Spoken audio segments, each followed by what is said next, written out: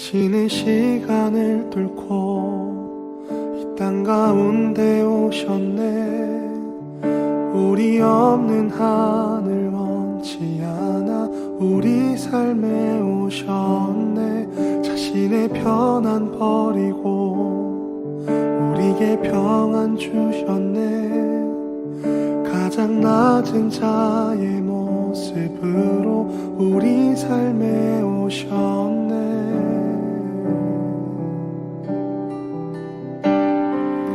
하나님 우리와 영원히 함께 하시네.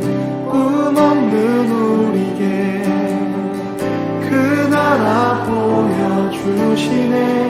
연약한 자들의 친구가 되어주시고 힘없는 우리의 인생을 위로하시네.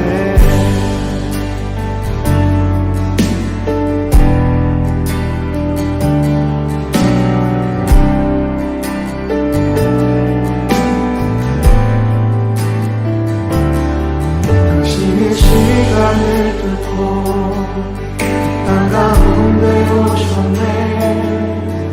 우리 없는 하늘 원치 않아 우리 삶에 오셨네. 자신의 편안 버리고 우리에게 평안 주셨네. 가장 낮은 자의 모습으로 우리 삶에 오셨네. 하나님 우리와 영원히 함께 하시네. 꿈 없는 우리의 그 나라 보여주시네. 연약한 자들의 친구가 되어주시고 힘없는 우리의 인생을 위로하시네.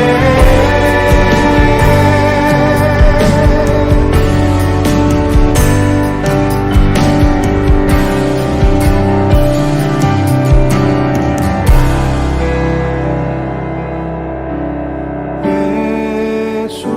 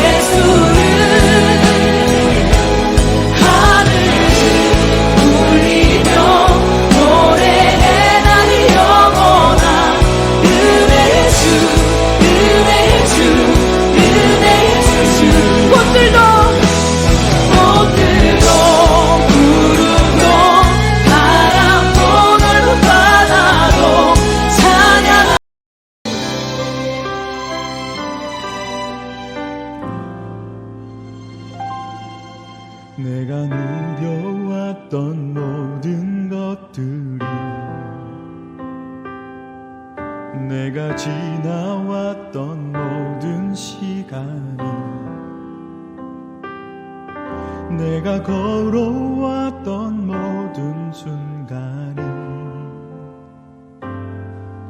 당연한 것 아니라 은혜였어. 아침 해가 뜨고 저녁에 노을,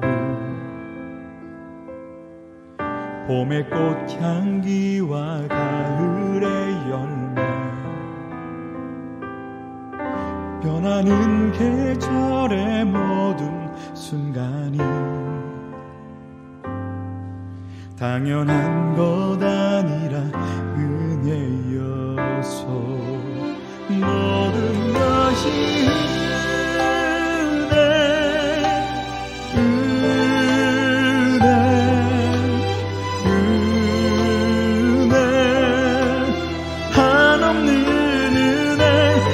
삶에 당연한 건 하나도 없었던 것을, 모든 것이 은혜였어.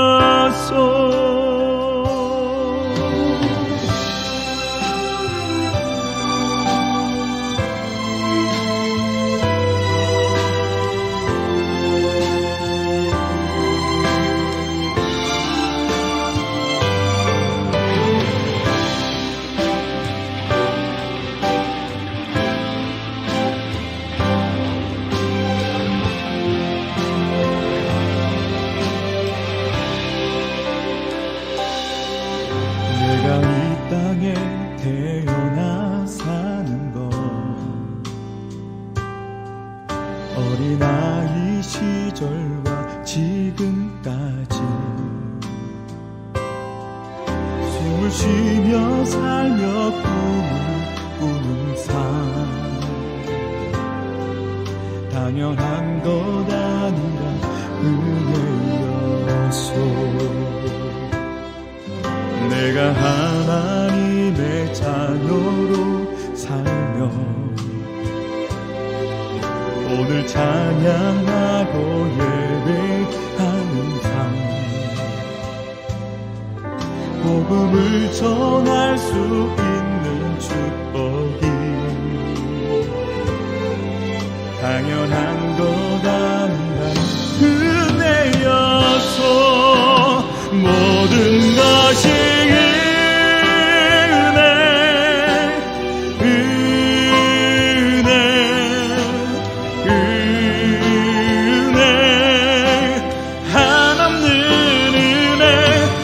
삶에 당연한 건 하나도 없었던 것을, 모든 것이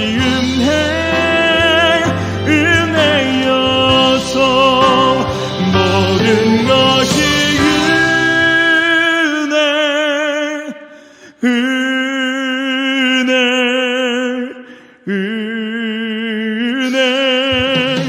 한없는 은혜. 내 삶에 당연한 건 하나도 없었던 것을, 모든 것이 은혜였어.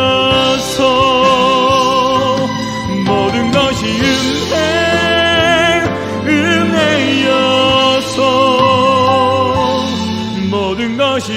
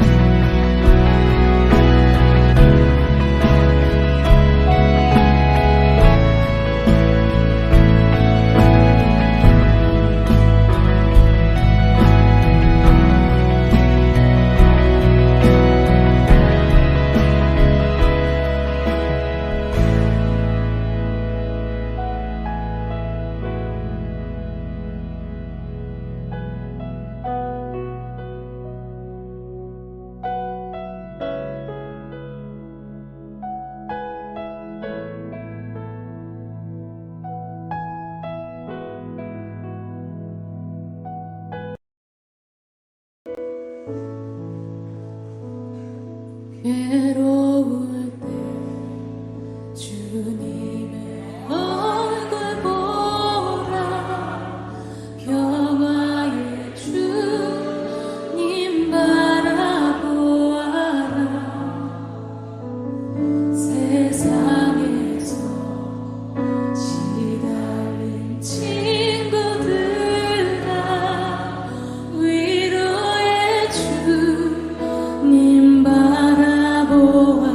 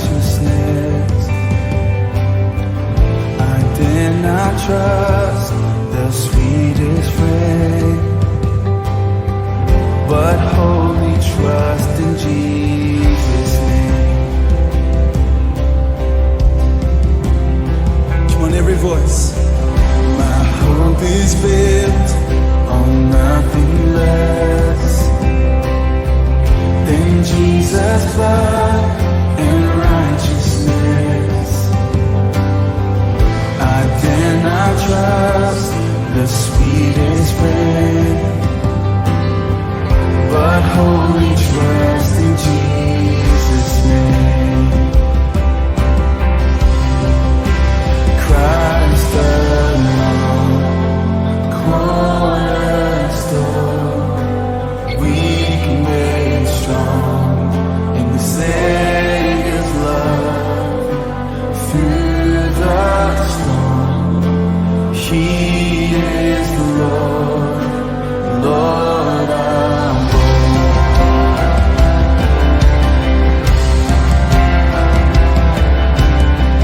when darkness seems to hide His face, I rest on His unchanging grace. In every high and stormy gale, my anchor holds within the veil. My anchor holds within the veil. Oh, Christ alone, cornerstone, weak made strong in the Savior's love. Through the storm, He is the Lord, Lord our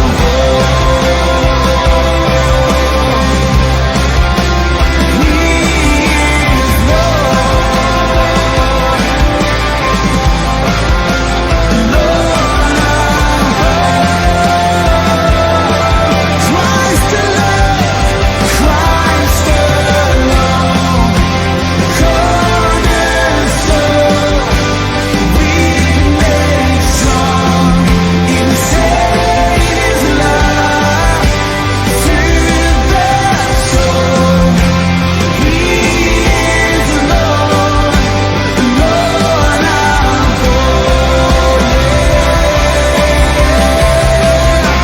Christ alone, cornerstone, weak made strong in the Savior's love.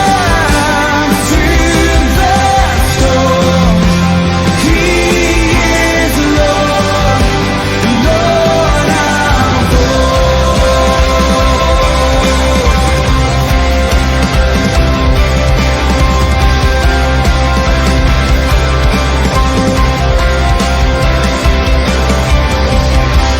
He shall come with trumpet sound.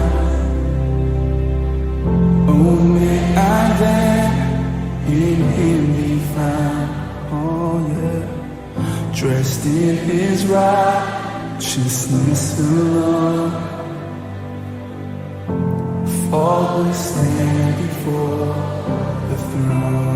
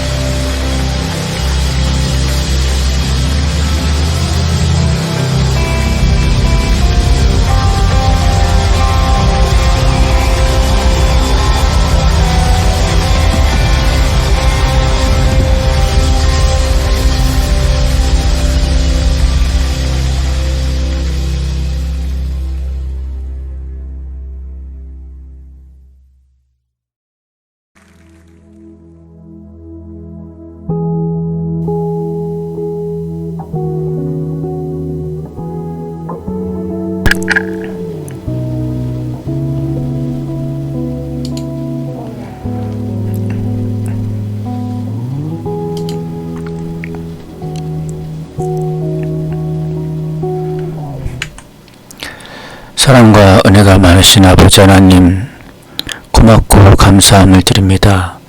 오늘 이 시간도 하나님께 영광 돌릴 수 있도록 귀한 은혜를 부어주셔서 감사합니다. 하나님, 이 시간 하나님의 말씀을 잘 배우고 익혀서 충성되고 아름답고 귀한 하나님의 자녀들이 될 수 있도록 역사하시고 인도하시고 붙잡아 주시옵소서. 시종일관을 주님께 맡깁니다. 하나님의 도우시는 선하신 손길이 함께 하여 주시고 인도하시고 오늘도 은혜를 부어 주시옵소서. 모든 것 주님께 맡깁니다. 감사드리고 예수님의 이름으로 기도드리옵나이다. 아멘.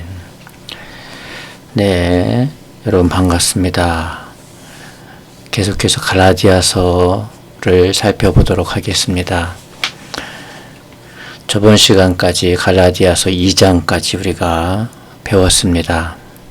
오늘부터는 갈라디아서 3장을 함께 은혜 나누도록 하겠습니다. 3장부터 보도록 하겠습니다. 3장 1절입니다. 현대어 성경에는 이렇게 제목이 되어 있습니다. 율법이냐 믿음이냐.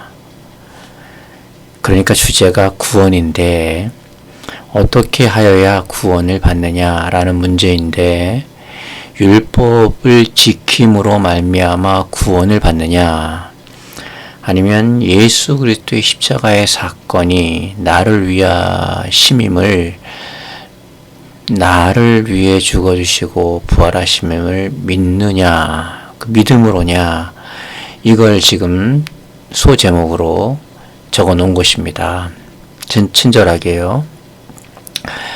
1절부터 보겠습니다. 어리석은 갈라디아 사람들이여.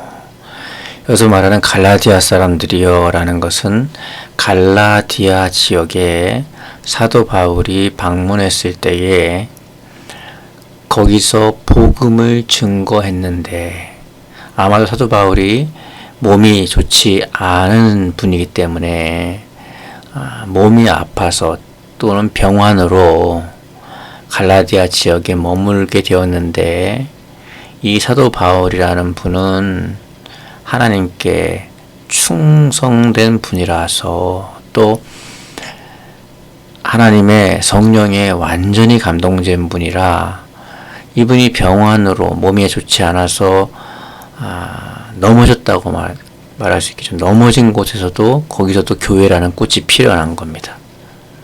어디를 가든지 교회가 세워지게 되는데 이것은 하나님의 원하심이고, 그 하나님의 원하심을 또 사도 바울을 통하여 하시고자 원하는 그 사명을 이루어가는 과정이죠. 그래서 갈라디아 지역에 교회들이 생겨났고, 그 교회들을 향하여, 그 성도들을 향하여 갈라디아 사람들이여 이렇게 말하고 있는 겁니다. 그리고 보면 그 누가 여러분을 속였기에, 누가 갈라디아에 있는 성도들을 지금 속이고 있다는 거죠. 여러분이 그처럼 미혹되었습니까? 그러니까 유혹되었다는 거죠. 구원을 받는 길이 있는데 그 길로 걸어가다가 유혹을 받아서, 미혹을 받아서 다른 길로 걸어가고 있다는 겁니다. 이것은 굉장히 심각한 문제, 교회 성도에게 있어서는 가장 중요하고 또 심각한 문제이므로 사도 바울이 이것을 굉장히 심각하게 다루고 있고, 사도 바울을 감동하시는 하나님께서도 또 성령님께서도 굉장히 이 부분을 심각하게 다루고 있음을 우리가 계속 볼 수 있습니다.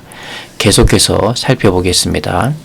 십자가에서 죽으신 그리스도의 모습을 그림을 그리듯이, 여기서 그림을 그리듯이라는 것은 선명하게, 분명하게 라는 뜻입니다. 내가 그분이 왜 죽임을 당하셨는지 분명하게, 선명하게 알리지 않았습니까? 2절입니다. 한 가지만 여러분에게 물어보겠습니다. 여러분은 유대교의 율법을 지켜서 성령을 받았습니까? 이렇게 물어보는 거죠.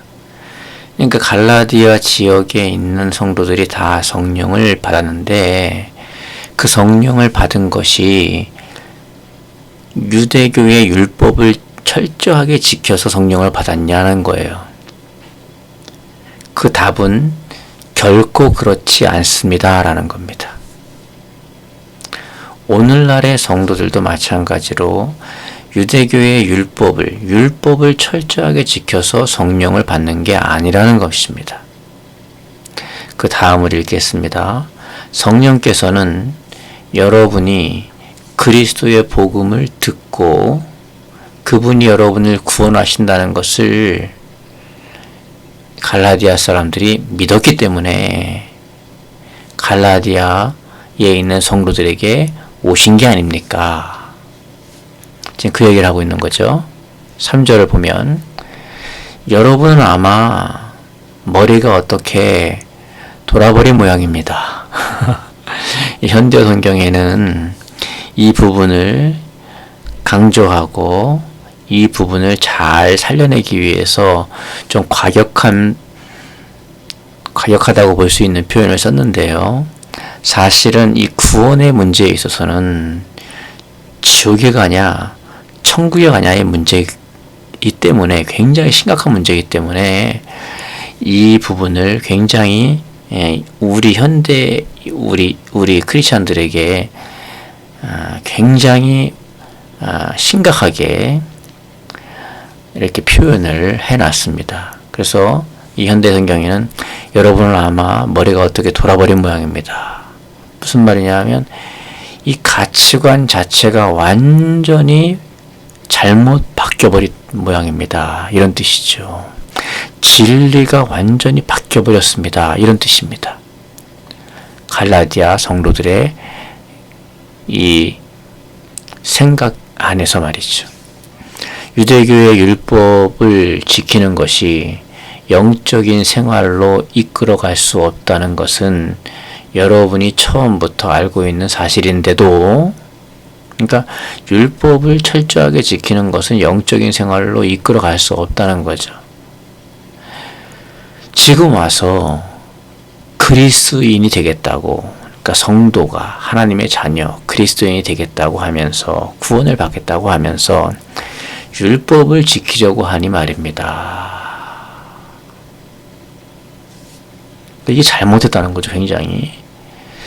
여러분은 복음을 지켜나가려고 많은 어려움을 겪었습니다. 실제로 그렇죠.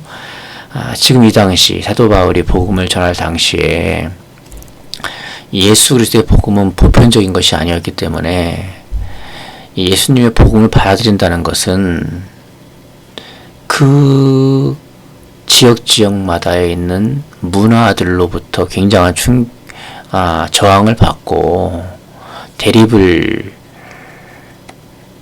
받기 때문에 복음을 지켜나가고 믿음을 지켜나간다는 것이 굉장히 어려운 상황입니다.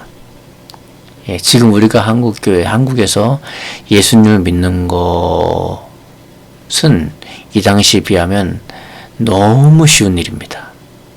지금하고는 비교가 안 될 정도로 굉장히 힘든 상황이었다는 것을 시대적 배경으로 이해하고 갈라디아서를 접근해야 하는 것이죠.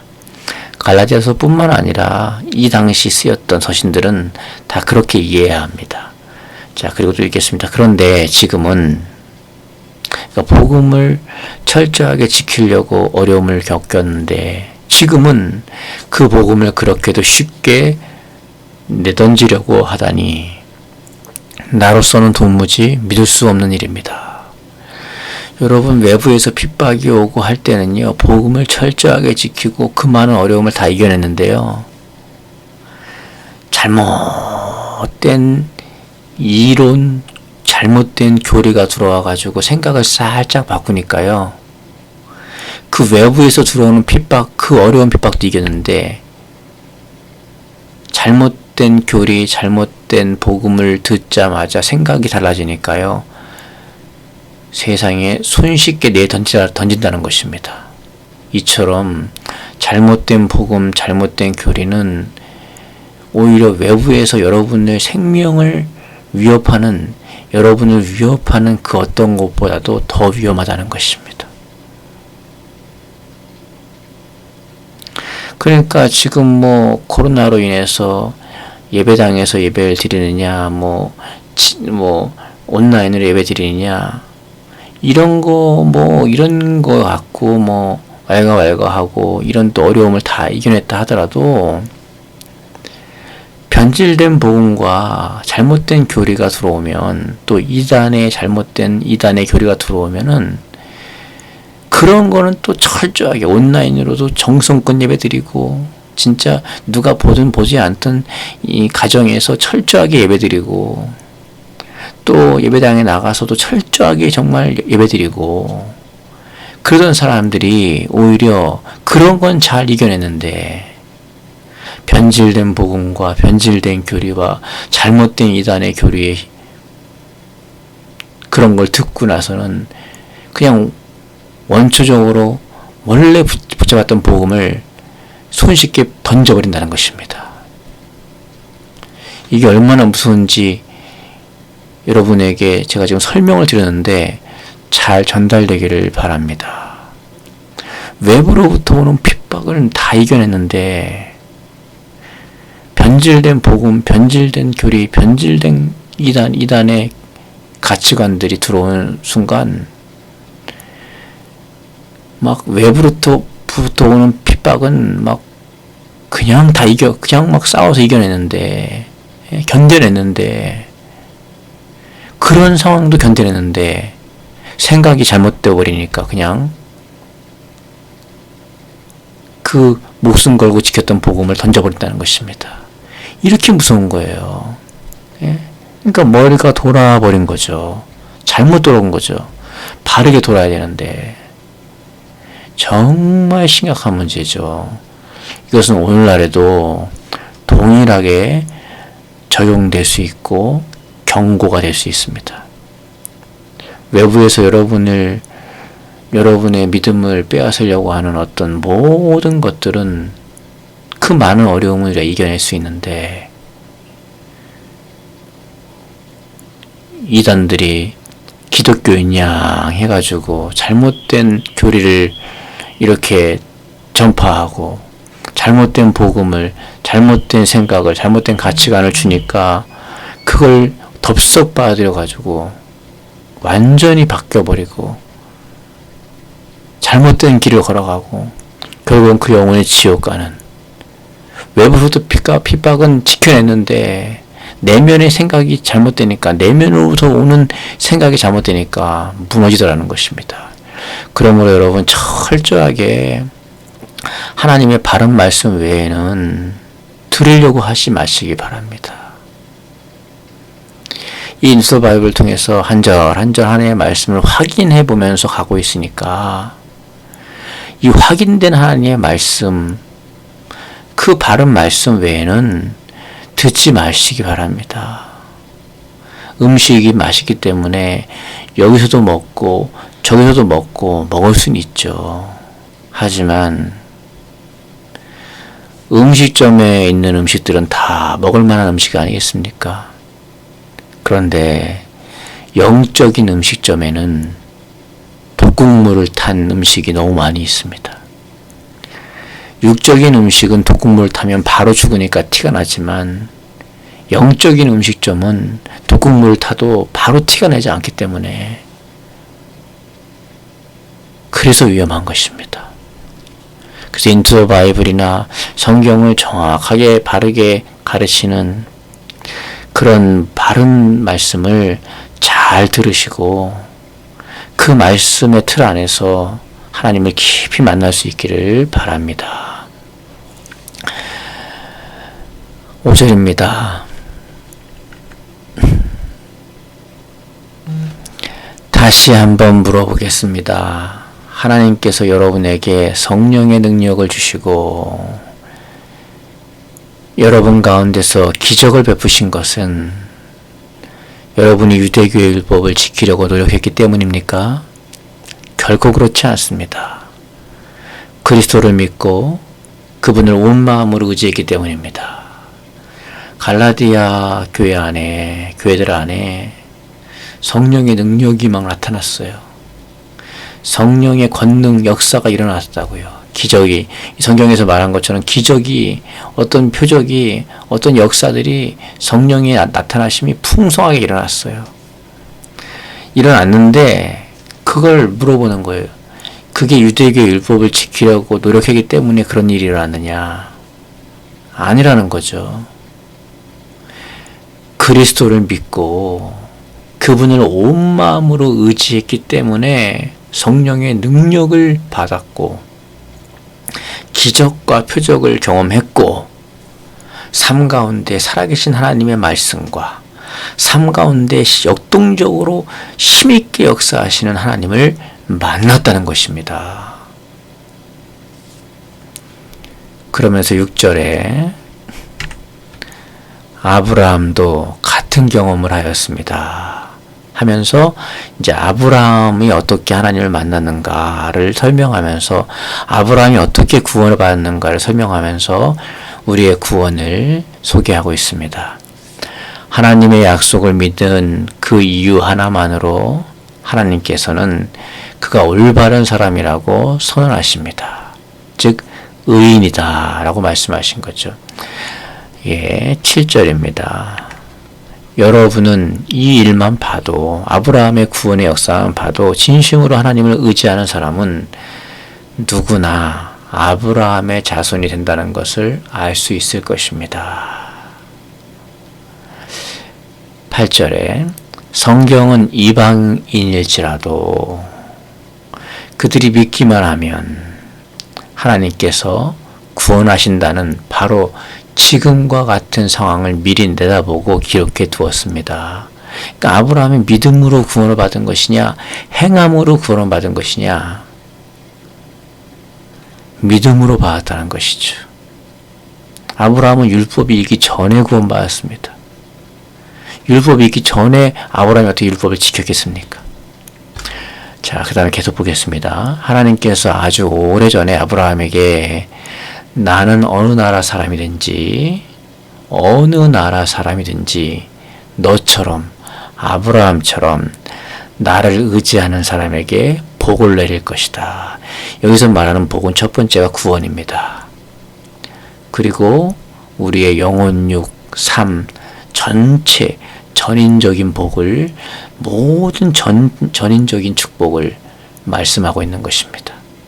인생의 모든 복을 말씀하고 계십니다. 그러나 첫 번째 복은 구원입니다. 복을 내리실 것이다고 하신 말씀이 바로 그것입니다.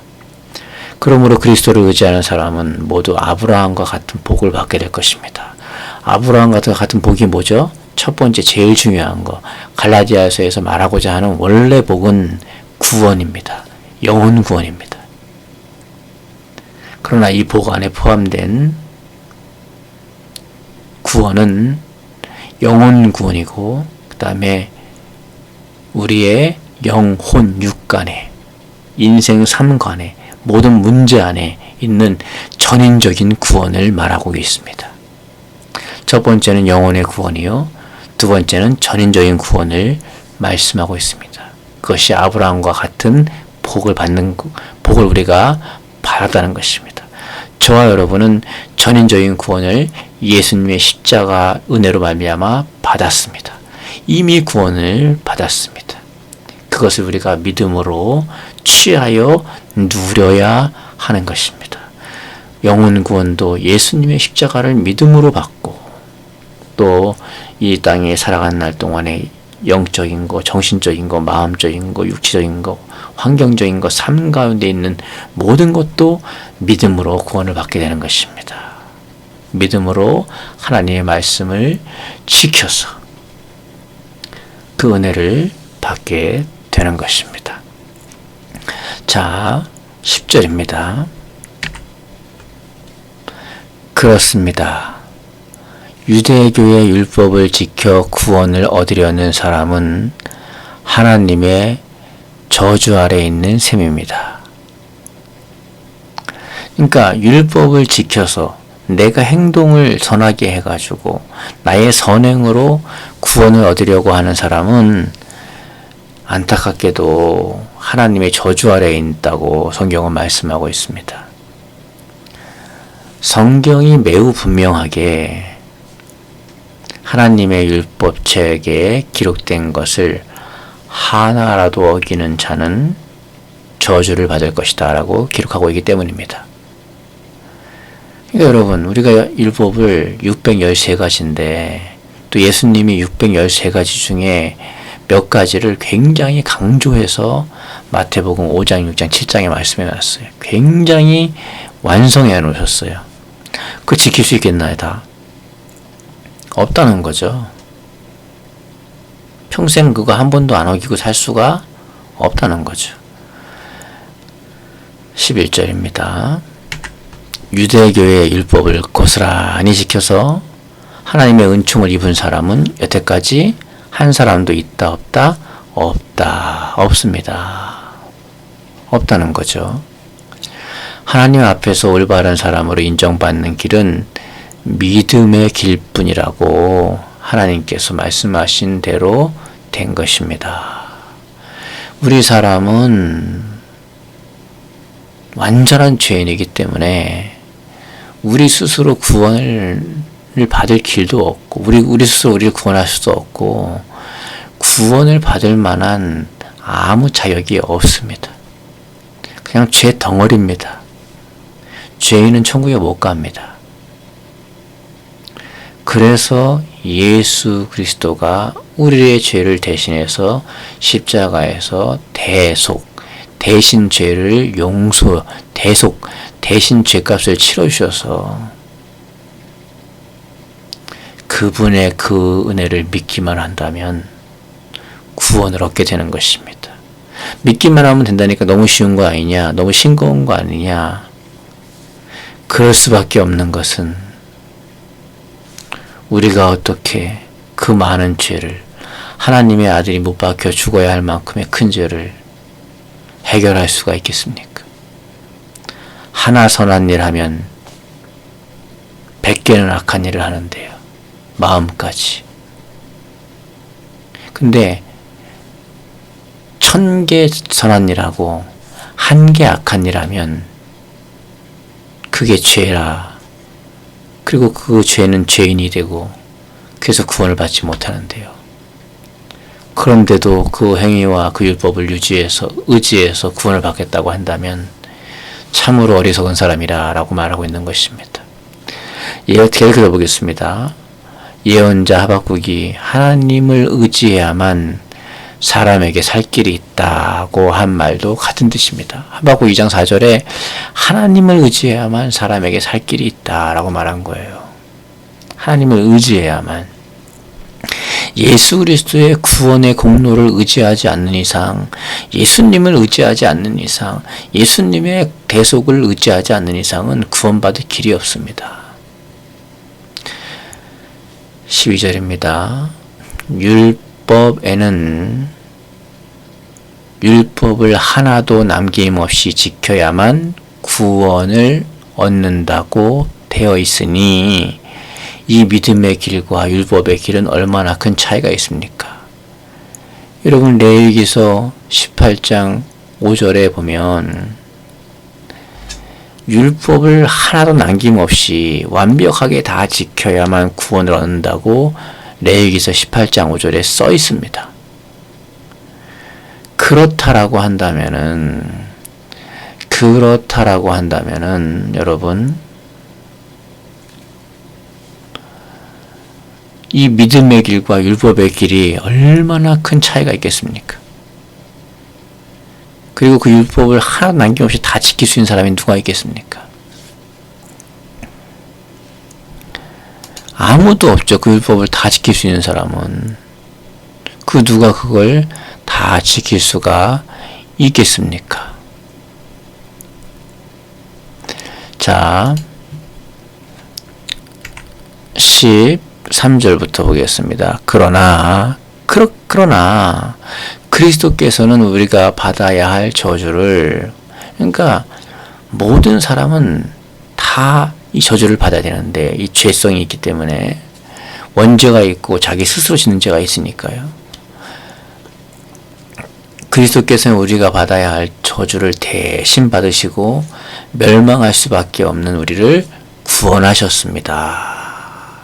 저와 여러분은 멸망할 수밖에 없는 그런 존재였습니다. 그런데 우리가 예수님을 믿고 이 죄 많은 죄인이, 이 멸망할 수밖에 없는 죄인이 구원을 받았다는 것입니다.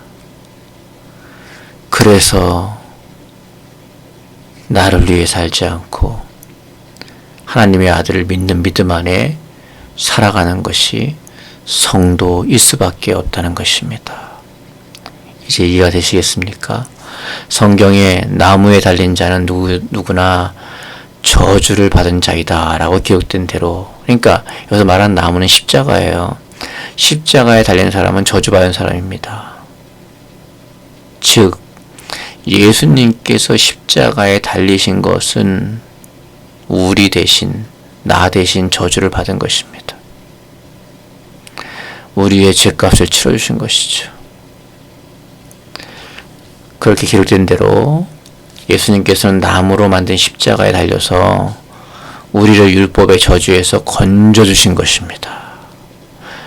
예수님이 십자가에 달려서 우리를 율법의 저주에서, 죄악에서 건져주셨다는 것입니다. 이걸 우리가 믿는 거예요.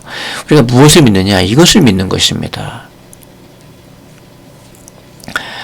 14절입니다. 이제 하나님께서는 아브라함에게 약속하신 복을 이방인들에게도 주십니다. 그래서 우리가 구원받은 거죠. 그리고 우리는 모두 믿음으로 약속된 성령을 받게 된 것입니다. 믿음으로 성령을 받은 거죠. 우리가 행위로 받은 게 아니고요. 선행으로 우리가 착한 일 해가지고 성령 받은 게 아니라는 거죠. 15절입니다. 소제목은 율법과 약속입니다. 사랑하는 형제들이여, 우리가 보통 다른 사람과 약속을 하는 경우에도 그것을 문서로 만들고 서명을 하면 변경하지 못합니다. 그렇죠. 우리가 사람과 어떤 문서로 약속을 하고 서명을 하면은 바꿀 수 없지 않습니까? 나중에 가서 어떤 것을 대신 집어넣을 수도 없습니다. 16절인데요. 그런데 하나님께서도 아브라함과 그 후손과 약속을 맺으셨습니다.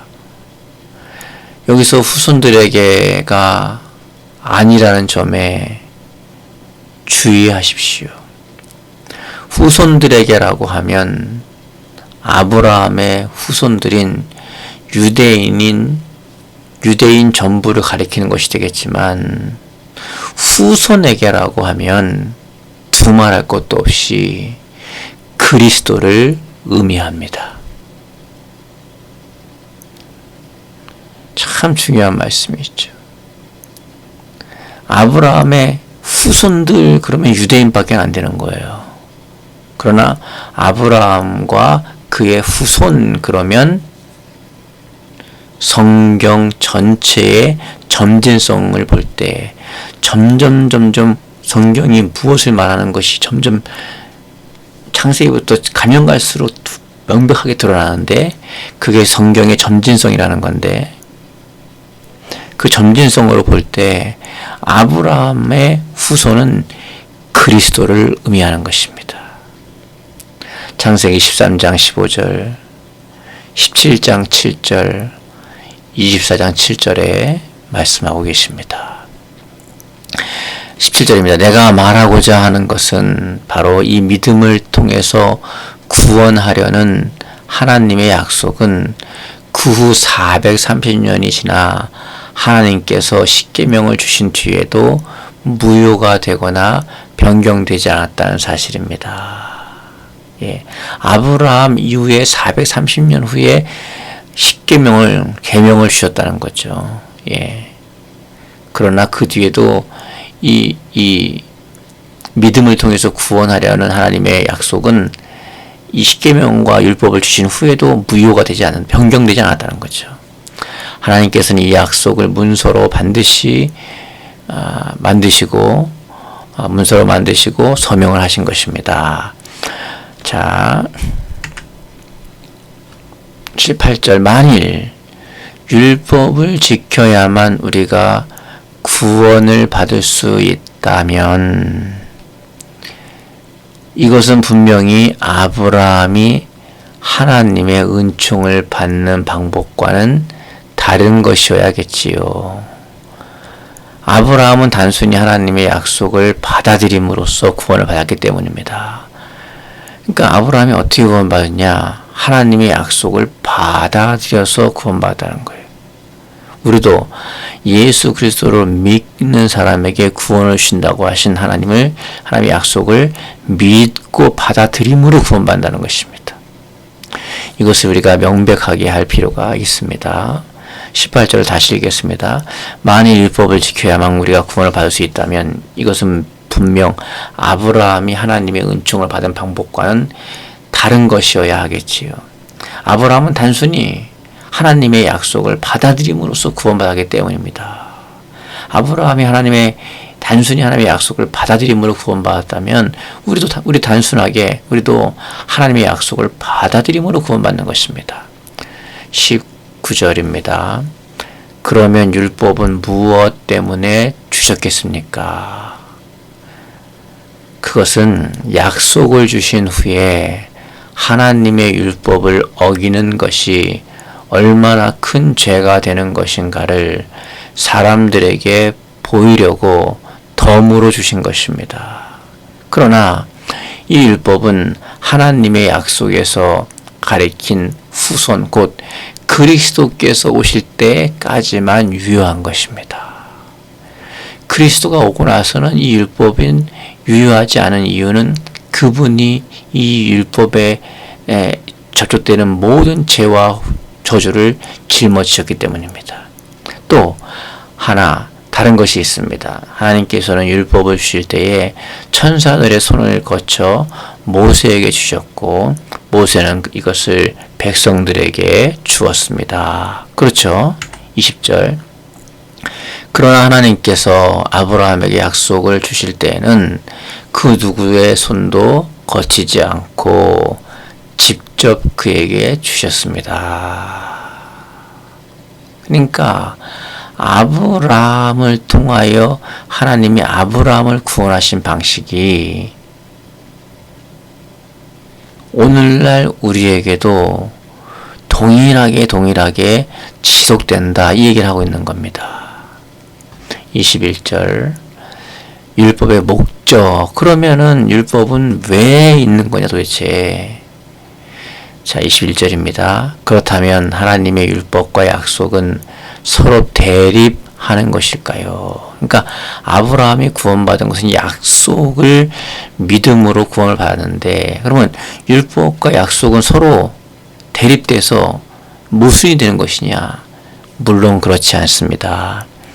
만일 우리가 율법만으로도 구원을 얻을 수 있다면 왜 하나님께서 우리가 죄에서 벗어날 수 있는 다른 길을 주셨겠습니까?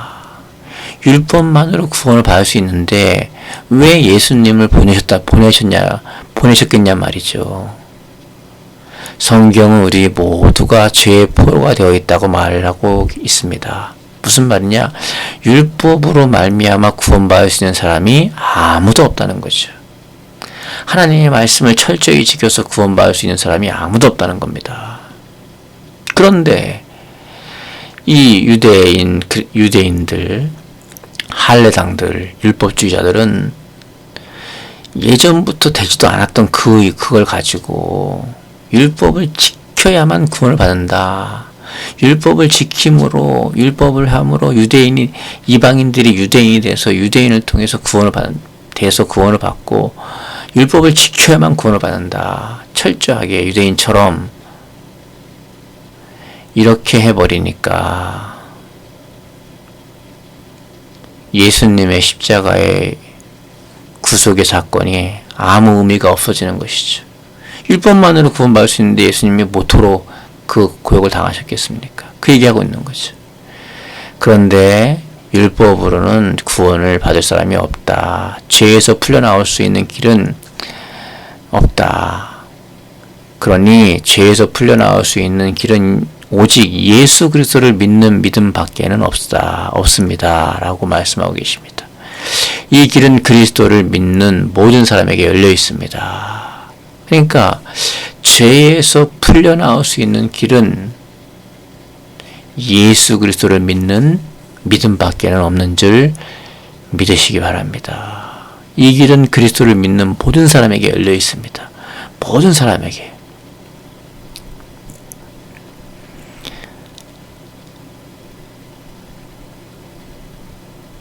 네.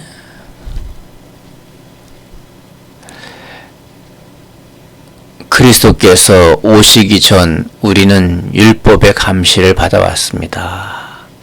장차 오실 구세주를 믿게 될 때까지 율법의 보호와 감독을 받아온 것입니다. 다시 말해서 율법은 그리스도께서 오셔서 우리의 믿음을 통하여 하나님과 올바른 관계에 세워주시기 전까지 우리의 교사이며 안내자였습니다. 그러니까 그리스도께서 오셔서 우리의 믿음을 통해서 어떻게 된다고요? 하나님과 올바른 관계로 나아가게 된 것입니다. 관계가 올바르게 된 거예요. 올바른 관계로 세워진 거예요. 예. 율법은 그 전까지 우리에게 교사하고 안내자였다는 거죠. 그러나 그리스도께서 오신 지금에는 이 이상 더 우리를 감시하고 우리를 그리스도에게 인도할 율법이 필요가 없습니다. 라는 것이죠. 우리 모두 예수 그리스도를 믿어 하나님의 자녀가 되었기 때문입니다. 율법은 내가 얼마나 죄인인지, 내가 얼마나 죄된 사람인지를 깨달아서 이 큰 죄인이 용서받을 수 있는 길은 예수님밖에 없구나 해서 예수님께로 나아갈 수밖에 없도록 우리를 안내해 준다는 것입니다. 27절부터 보겠습니다. 그리스도와 하나가 되는 침례, 세례를 받은 우리는 그리스도 속에 감싸이게 된 것입니다. 28절 이제 더 이상 우리에게는 유대인과 헬라인, 노예와 자유인, 남자와 여자의 구별이 없습니다. 우리는 다 같은 그리스도인이며 그리스도 예수 안에서 하나입니다. 구원을 받는 데 있어서는요, 유대인이나 헬라인이나 노예나 자유자나 남자나 여자나 구별이 없다는 겁니다. 다 하나라는 것이죠. 구원의 은혜 안에서는, 예수님 안에서는요. 그리고 그리스도의 소유가 된 지금 우리는 참다운 의미에서 아브라함의 후손들입니다. 진정한 아브라함의 후손들이 누구냐?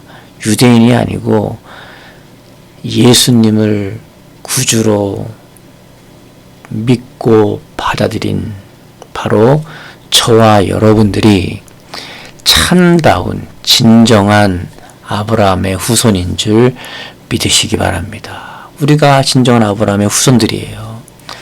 아브라함에게 주신 하나님의 약속이 바로 우리의 것이 된 것입니다. 이해가 되시죠? 자, 그리고 4장으로 넘어가겠습니다. 4장. 그러나 다음과 같은 사실을 알아야 합니다. 무언가 이제 하나님의 사도 바울을 통해서 무언가 말씀하고 싶은 게 있는 것이죠. 다음과 같은 사실을 알아야 된다는 거예요. 아버지가 큰 재산을 어린 아들에게 남기고 죽었다고 합시다. 예를 든 거죠. 그 아들은 실제로는 아버지의 전 재산을 차지할 주인이지만은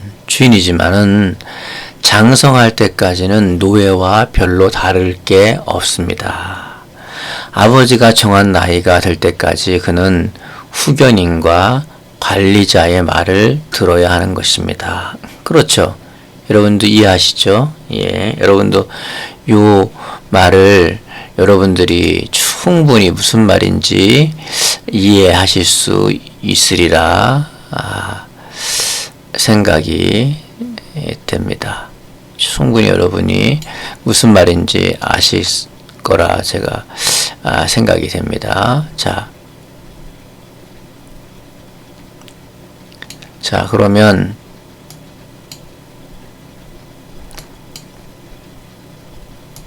네, 그러면 그리스도께서 오시기 전까지는 우리도 이와 같은 입장에 놓여 있었습니다. 그러니까 후견인 관리자가 율법이라는 거죠. 예. 그래서 유대교의 율법이 우리를 구원한다고 믿고 율법의 노예 노릇을 했다는 거죠. 그러나 정해진 때가 되자 하나님께서는 여자의 몸을 빌어 그 아들을 유대인으로 태어나게 하셨습니다. 유대인으로 태어나게 하셨다는 거죠. 예. 율법의 노예가 되어 있던 우리를 사서 자유의 몸이 되게 하시고 하나님의 자녀로 삼아 주시려고 그렇게 한 것입니다. 그리고 우리가 하나님의 자녀가 되자 우리에게 아들의 영을 보내주셨습니다. 그래서 지금 우리는 하나님을 아버지라고 부를 수 있게 된 것입니다. 이해하시겠죠? 예. 율법으로 말미암아 우리가 예수님께로 인도함이 되었지만 잠깐 아까 어린아이일 때는 그 율법에 의해서 안내자, 후견인을 통해서 우리가 노예처럼 그렇게 별반 다를 게 없이 자라지만 다 장성하고 때가 돼서 하나님의 아들 예수님이 이 땅에 오시고 나서부터는 우리는 이제 더 이상 종이나 노예가 아니고 율법의 관리 아래 있지 아니하고 하나님의 자녀가 되어서 아들의 영이 부어짐으로 우리는 이제 종처럼 노예처럼 하나님을 섬기는 게 아니라 그의 아들처럼 하나님을 아버지라 부르면서 하나님을 섬긴다는 것입니다. 이 부분을 여러분이 잘 이해할 수 있었으면 좋겠습니다. 네. 그래서 우리는 더 이상 우리는 더 이상 총처럼 하나님을 섬겨서는 안 되는 것입니다. 그러니까 무슨 말이냐 하면 종은 무서워서 혼날까봐 벌 받을까봐 또 하나님이 또 인생 가운데 때릴까봐 또 어려움을 주실까봐 또 뭐 주일날 예배 안 드리면은 뭐 교통사고 날까봐 뭐 어려움을 인생 가운데 주실까봐 그래서 예배를 드리고 봉사를 하고 하나님을 섬기고 아이고 지옥 갈까봐 하나님을 열심히 지옥 갈까봐 전도하고 지옥 갈까봐 열심히 전도하고 그런 게 아니라는 것을 갈라디아서에서 명백하게 말씀하고 있는 것입니다. 신천지가 얼마나 잘못된 거예요. 구원받으려고 전도하지 않습니까? 벌벌벌 떨면서 지옥 갈까봐 전도하는 거예요. 그건 아까 율법의 노예나 그렇게 하는 거예요. 자녀는 절대 그러지 않습니다. 자녀는 벌벌 떨면서 무서워서 하는 게 아니라 부모님을 사랑해서 하는 거죠. 부모님을. 부모님이 일로 와서 안겨봐라. 그러면 달려와서 끌어안거나 뭐 안겨보라 그러지 아주 끌어안지 않습니까? 노예는요. 혹시나 혼날까봐 오라는데 안 오면 벌 받을까봐 그래서 가는 거예요. 가기 싫은데도 가는 거예요. 거기를. 이리 오너라 그러면요. 얼른 막 경직돼가지고 뛰어갑니다. 그런데 자녀는요. 이리 와라 그러면요. 아, 좀 이따가요. 그리고 아니면 그냥 거기서 계속 머물러 있어요. 그래서 계속 와라, 이리 와라 이렇게 하면 자녀는 자기 의지를 가지고 마음을 실어서 그 부모에게 가는 겁니다. 종은요, 마음이 없어도 무서워서 가요. 자녀는 마음과 몸이 같이 가는 겁니다. 사랑하는 성도 여러분, 여러분이 하나님의 진정한 자녀라면 마음과 몸이 함께 하나님께로 가야 합니다. 무서워가지고 지옥 갈까봐 전도하고 지옥 갈까봐 예배하고 지옥 갈까봐 하나님 섬기고 벌 받을까봐 하나님 섬기고 벌 받을까봐 주일 예배 지키고 그러면 그건 종이지 자녀가 아닙니다. 우리는 자유합니다. 부모님이 오라 그러면 안 갈 수도 있어요. 종은요, 안 갈 수가 없죠. 무서워서. 자녀는 안 갈 수도 있어요. 또 갈 수도 있어요. 자유합니다. 그러나 그 아버지와의 관계 때문에, 사랑의 관계 때문에 자녀는 웃으면서 기쁨으로 두 팔을 벌리고 아버지에게 달려가는 것입니다. 종은요, 웃으면서 가나요? 경직돼서, 예, 주인님, 그리고 무서워서, 경직된 표정으로 달려가지 않습니까? 여러분은 종처럼 신앙생활 하십니까? 노예처럼 신앙생활 하십니까? 아니면 하나님의 자녀처럼 신앙생활을 하십니까? 하나님께 나아가는데 경직되어 있다면, 벌 받을까봐, 지옥 갈까봐, 아니면 인생에 어려움을 당할까봐 나가고 계시다면은, 여러분은 아직 진정으로 알아야 될 것을 모르는 안타까운 사람입니다. 하나님의 아들의 자유를 모르는 거예요. 자녀는 자유합니다. 다 자유예요. 하지만 그 자유를 가지고 자기를 위해 쓰는 게 아니라 하나님을 사랑하는 데 쓰는 게 자녀의 마땅한 도리이죠. 6절 읽겠습니다. 그리고 우리가 하나님의 자녀가 되자 하나님에게 우리에게 아들의 영을 보내주셨습니다. 그래서 지금 우리는 하나님을 아버지라고 부를 수 있게 된 것입니다. 그래서 하나님 우리 아버지신 거예요. 그래서 감사하고 그래서 좋은 거예요. 자유하니까. 예. 여러분 예배 안 드린다고 하나님께서 바로 막 그냥 막 벼락을 내려서 막 그냥 바로 벼락을 때리시거나 그러지 않으시는 거예요. 그리고 그럼 그걸 이용해 가지고 벼락 안 때리니까 나는 그냥 막 내 마음대로 아버지가 불러도 안 간다. 벌써 그 자체는 아버지와 자녀의 관계가 아니라는 뜻입니다.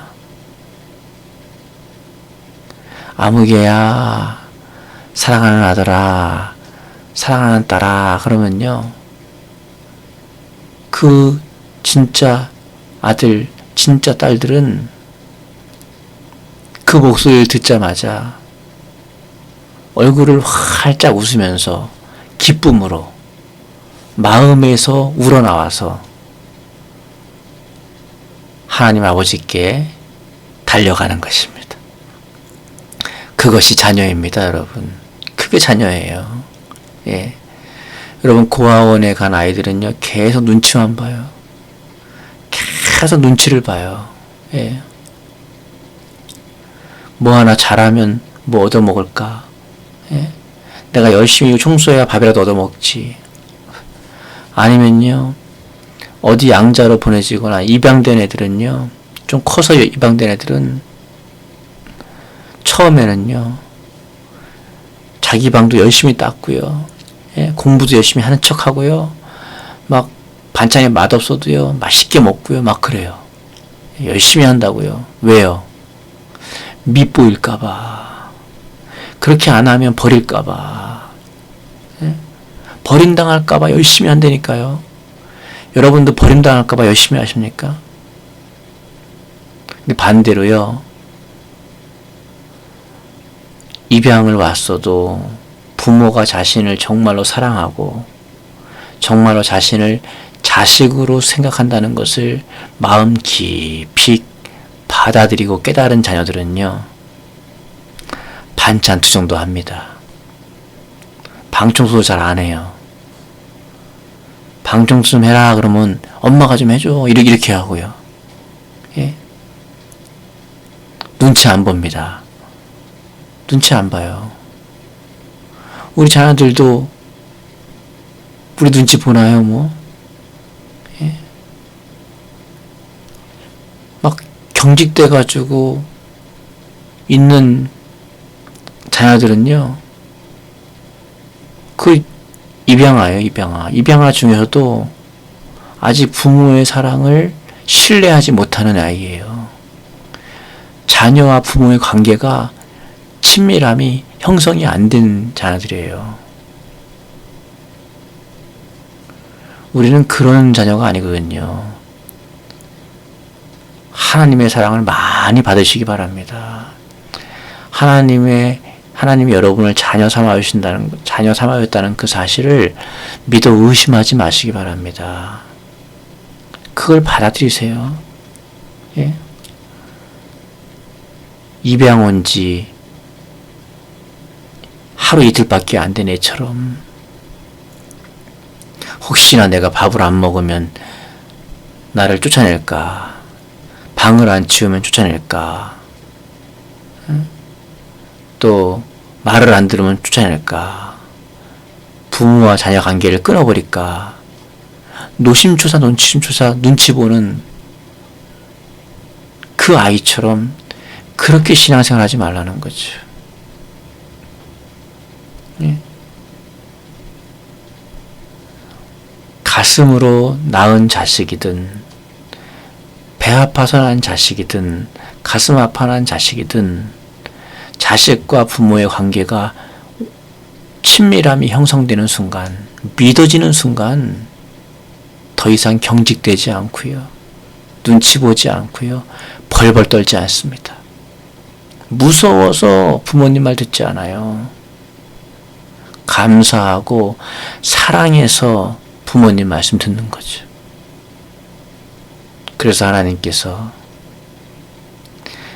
나의 계명을 가지고 지키는 자라야 나를 사랑하는 자니 나를 사랑하는 자는 내 아버지께 사랑을 받을 것이요 나도 그를 사랑하여 그 앞에 나를 나타내리라 라고 말씀하신 거예요, 예수님께서.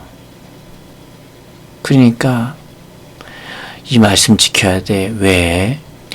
이 말씀 안 지키면 그냥 불효령 떨어져.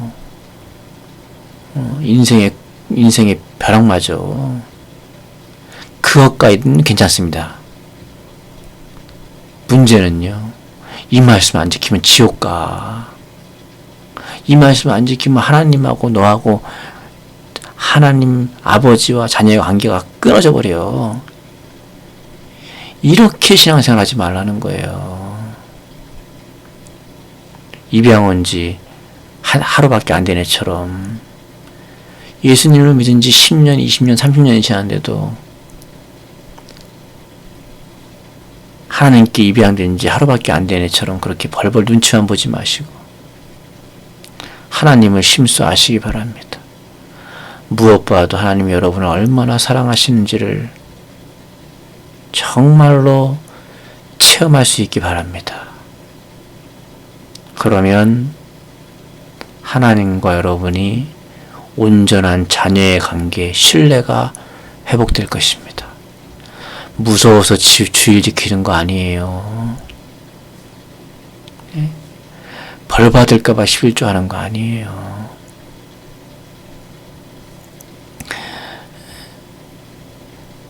건강 하나님께서 치실까봐 봉사하고 섬기는 거 아니에요.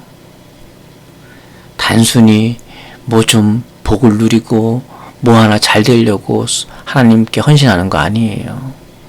헌신하면 하나님이 우리에게 복을 주시는 건 사실이지만 그건 두 번째 문제라니까요.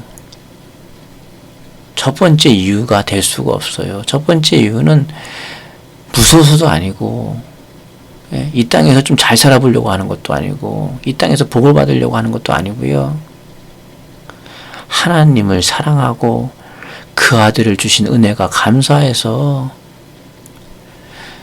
하나님이 우리 아버지시니까 사랑하니까 그 계명을 지키는 것입니다. 그래야 자녀지. 자녀가 열심히 공부하는데 너 정말 고맙다. 왜 이렇게 열심히 공부하냐? 그랬더니 자녀가 엄마가 나 버릴까 봐요. 아빠가 나 버릴까 봐요. 그래 봐요. 그러면 그 열심히 공부하는 게 부모에게 감동이 되나요?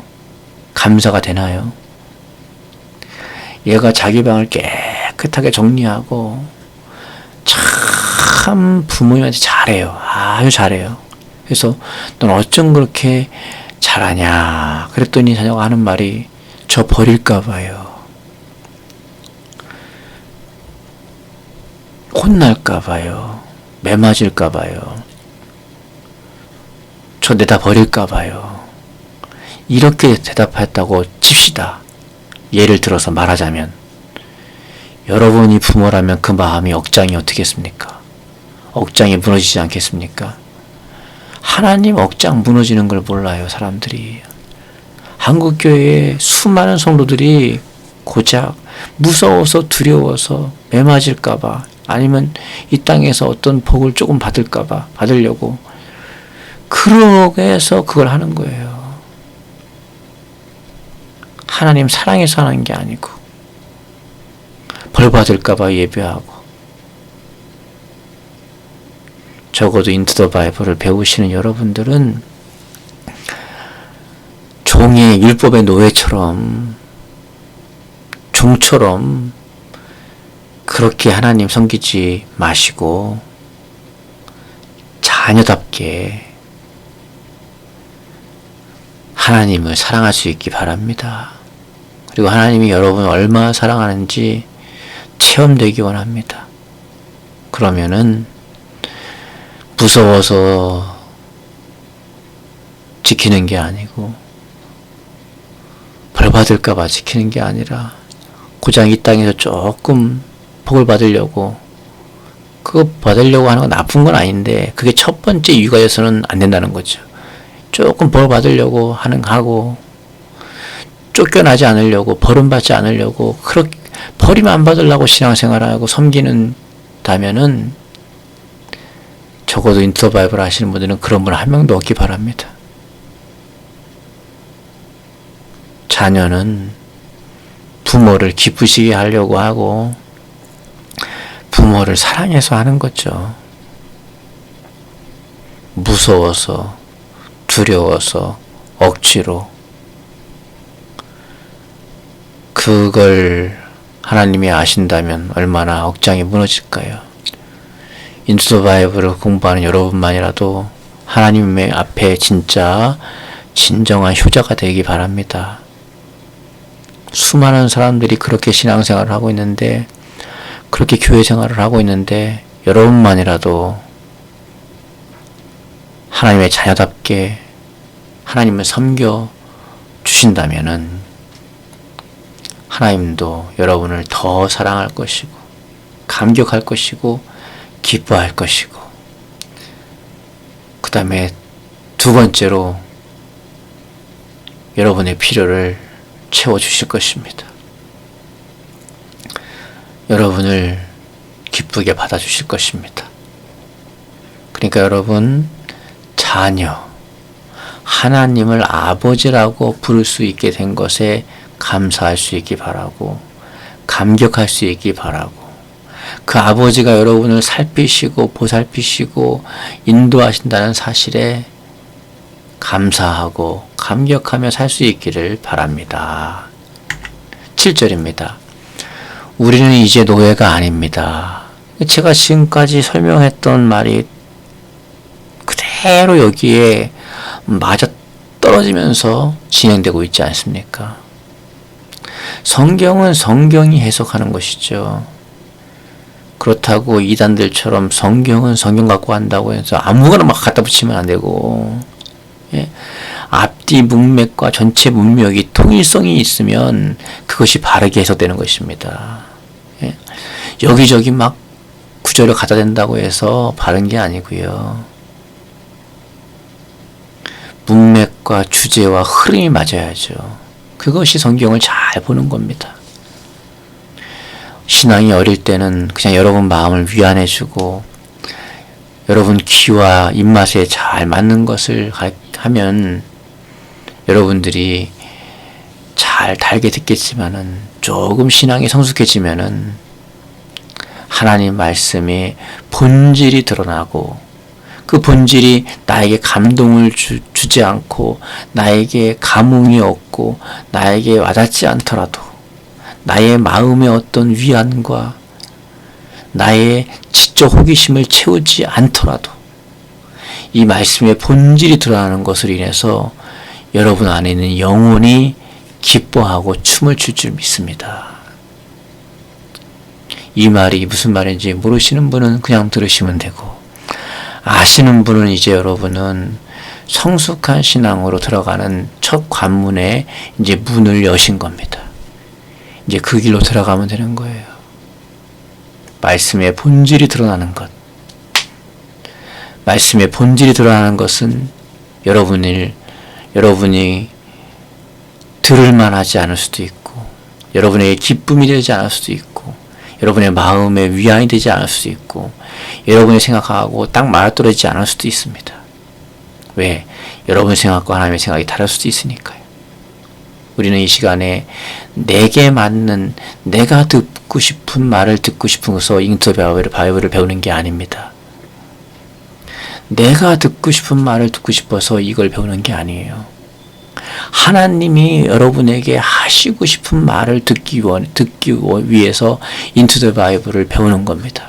하나님이 성경을 통해서 여러분에게 진짜 하시고 싶은 말이 무엇인가를 배우기 위해서 이걸 배우는 거예요. 우리가 주일날 설교를 듣고 여러 설교를 들을 때는 그래도 내가 좀 듣고 싶은 말을 듣고 싶은 게 나쁜 건 아니죠. 그러나 적어도 인투 더 바이블 성경 전체를 배울 때는 바르게 배우고자 한다면은 내가 듣고 싶은 말, 나의 입맛에 맞는 말, 내게 와닿는 말이 아니라 나에겐 안 맞아도 하나님이 성경을 통해서 우리에게 진짜 하시고 싶은 말씀을 들어야 한다는 것입니다. 그것을 들을 준비가 되어 있는 사람이 이제 성숙한 신앙의 단계로 이제 진심 프로젝트의 5단계, 6단계, 7단계로 나아갈 수 있는 사람이라는 거죠. 이제 은혜 받는 걸 넘어서 은혜를 갚는 삶을 살아가는 길로 나아간다는 것입니다. 언제까지 은혜만 받고 언제까지 젖먹이처럼 젖병 빨면서 응애 하면서 다오 주세요만 하면서 살겠습니까? 이제 그만큼 은혜를 주셨고 한 것을 내가 깨달았으니 이제는 나도 은혜를 갚는 삶을 살겠습니다. 이제는 나를 위해 살지 않고 하나님의 아들을 믿는 믿음 안에 살겠습니다. 그리스도의 남은 고난을 동참하며 살겠습니다. 라고 고백할 수 있는 그런 단계로 들어갈 수 있는 것입니다. 어떨 때요? 이제 내가 듣고 싶은 말이 아니라 하나님이 하시고 싶은 말을 나에게 해주십시오. 그 말이 나에게 맞지 않고 내 입맛에 맞지 않더라도 진짜 하나님이 성경을 통해 우리에게 하시고자 하시는 그 말을 듣겠습니다. 라고 마음을 열고 받아들인다면 여러분은 이제 성숙한 그리스도인으로 들어가는 문을 여신 것입니다. 이 말이 무슨 말인지 전혀 모르겠는 분은 축하합니다. 그냥 들으시면 됩니다. 언젠간 알겠죠. 그러나 이 말이 무슨 말인지 깨달으신 분은 축복합니다. 그 길로 웰컴, 환영합니다. 들어오시기 바랍니다. 언제까지 젖병만 물고 응용이 할 겁니까? 이제 자라나야죠. 이제 성장해야죠. 신앙생활 한 지 10년, 20년, 30년이 지났으면 자라나야죠. 자라나야 합니다. 우리는 이제 노예가 아닙니다. 노예는 어린아이 신앙이에요. 하나님의 자녀입니다. 자녀가 성숙한 신앙이에요. 그러므로 하나님께서 가지신 모든 것은 우리들 자녀의 것입니다. 아멘. 8절에 제목이 붙었네요. 갈라디아 사람들에 대한 걱정. 하나님의 걱정이죠. 하나님의 걱정이고 사도 바울의 걱정입니다. 여러분, 하나님이 걱정하시는 것이 주의 종의 걱정이에요. 또 영어로 말하면 주의 종의 걱정이 하나님의 걱정이에요. 예. 주의 종이 걱정하는 게 하나님의 걱정일 때가 정말 많습니다. 90% 이상 그렇습니다. 그렇다고 주의 종이 하나님이다 이건 아니에요. 주의 종이 하나님이 누굴 데리고 일하시겠어요? 부족해도 연약해도 주의 종을 데리고 일을 하죠. 그래서 하나님의 마음이 빨리 느껴지는 거예요. 영성이 있어서 뭐 천사 같아서 그런 게 아니라 여러분을 사랑해서 또 주의 종을 사랑하고 여러분을 사랑해서 주의 종에게 하나님의 마음을 빨리 알 수 있도록 열어주시는 거예요. 사도 바울도 갈라디아 성도들을 향한 하나님의 걱정이 사도 바울의 마음에 그대로 전달된 거죠. 그러니까 사도 바울도 걱정하는 거죠. 여러분, 이방인들이 하나님을 알지 못했을 때는 실제로 존재하지도 않는 신들의 노예나 다름없었습니다.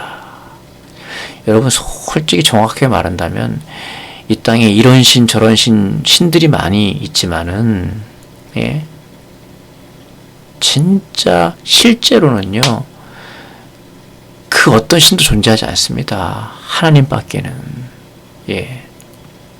존재하지도 않는 신들의 노예나 다름이 없었다는 거죠. 그러나 이제 여러분은 하나님을 알고 있고 또 하나님께서도 여러분을 알고 계십니다.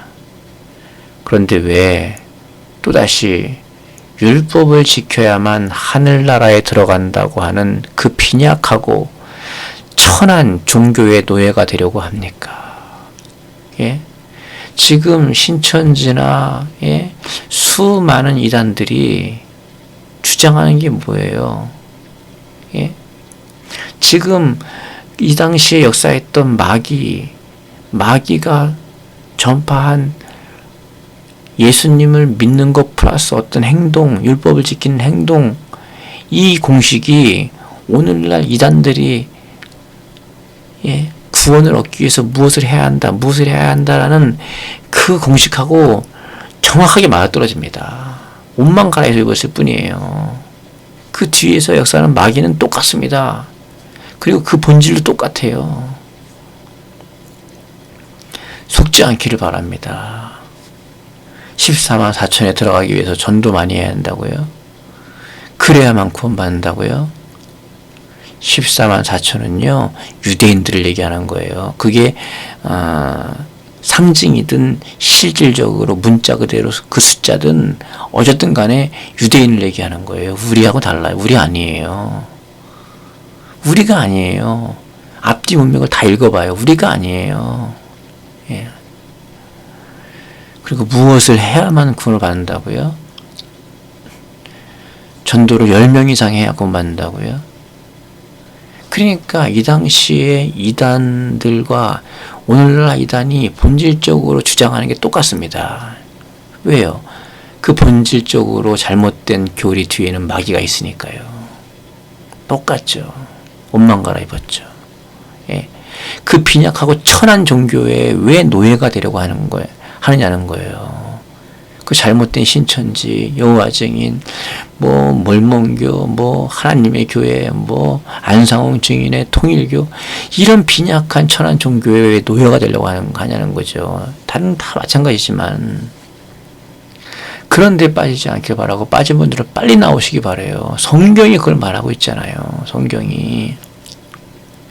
갈라디아에 있는 교인들도 거기에 빠져있는 그 이단에 빠져있는 여러분처럼 그렇게 있었다니까요. 예? 그런데 이 갈라디아서를 통해서 갈라디아 성도들이 정신을 차리고 돌아왔어요. 예수님께. 그래서 구원받았어요. 하지만 지금 빠져있는 여러분들은 구원 못 받아요. 돌아와야 구원받아요. 예수님께. 말씀으로 돌아와야 구원받아요. 말씀만 막 여기저기서 갖다가 붙인다고 말씀만 갖고 한다고 옳은 게 아니에요. 그 말씀이 앞뒤 분명하고 잘 맞느냐, 성경 전체가 말씀하고자 하는 말씀하고 정확히 맞느냐, 그런 걸 전체 주제와 전체를 봐야 되는 거죠. 네, 오늘은 9절까지 4장 9절까지 여러분에게 하고 여기까지 하고 마치도록 하겠습니다. 우리 기도하겠습니다. 사랑의 하나님, 우리의 구원은 우리의 행함이 아니요 우리를 대신해서 십자가에 못 박혀 죽으신 예수 그리스도의 공로를 믿고 받아들이고 의지하는 것 밖에는 그 길 외에는 없음을 완전히 마음 깊이 새기게 도와주시고, 그러니까 방종하는 게 아니라 막 사는 게 아니라 자유하지만 그 자유를 가지고 막 사는 게 아니라 방종하는 게 아니라 더 하나님을 잘 섬기고 마음을 우러나와서 예배하고 마음이 우러나와서 하나님을 섬기고 마음이 우러나와서 하나님을 헌신하고 마음이 우러나와서 전도하고 사랑함으로 계명을 지키고 사랑함으로 하나님 섬기는 진짜 자녀, 성숙한 신앙이 될 수 있도록 도와주시옵소서. 내가 듣고 싶은 말을 들으려고 하는 것이 아니라 성경에서 하시고자 하시는 하나님이 들려주기 원하는, 하나님이 우리에게 말씀하기 원하는 그 말을 들을 수 있는 귀를 열어주시옵소서. 모든 것 감사드립니다. 감사드리고 우리 성도들 삶 가운데 평안을 주시고 복을 주시고 은혜를 주시고 우리 몸된 교회 복된 예배당이 순적하게 만나지게 하시고 좋은 장소를 인도해 주시옵소서. 감사드리고 예수님의 이름으로 기도드립니다. 아멘. 수고하셨습니다. 여러분 축복하고 또 환영합니다. 우리 이 시간에 여러분 축복하고 다음 이 시간에 또 만나도록 하겠습니다. 축복합니다.